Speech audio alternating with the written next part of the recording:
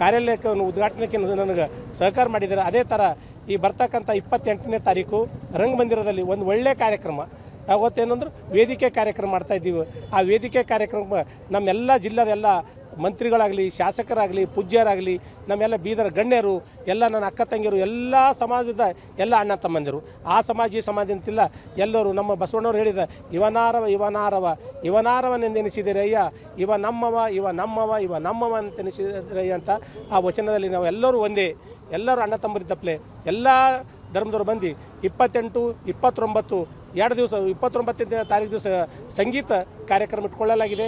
ಇದೇ ಮತ್ತು 30ನೇ ತಾರೀಕಿಗೆ ಸಾಯಂಕಾಲ, ಯಾಕೆ ಬಿಸಿಲು ಜಾಸ್ತಿ ಇರೋದ್ರಿಂದ ಸಾಯಂಕಾಲ ಒಳ್ಳೆ ಭವ್ಯವಾದಂಥ ಮೆರವಣಿಗೆ. ಆ ಮೆರವಣಿಗೆಗೆ ತಾವು ಎಲ್ಲಕ್ಕಿಂತ ಜಾಸ್ತಿ ಯಾರಂದ್ರೆ ನೀವೇ ಪ್ರಚಾರ ಮಾಡೋರು. ನಾವು ಎಷ್ಟು ಪ್ರಚಾರ ಮಾಡೋದಕ್ಕಿಂತ ನೀವು ಪ್ರಚಾರ ಮಾಡಿದ್ದು ಭಾಳ ಆಗ್ತದೆ. ನೀವೆಲ್ಲ ಮಾಧ್ಯಮದವರು ನಾವು ಪ್ರಚಾರ ಮಾಡಿ ನಮಗೆಲ್ಲ ಸಹಕಾರ ನೀವು ತಾವು ಕೊಡಬೇಕು.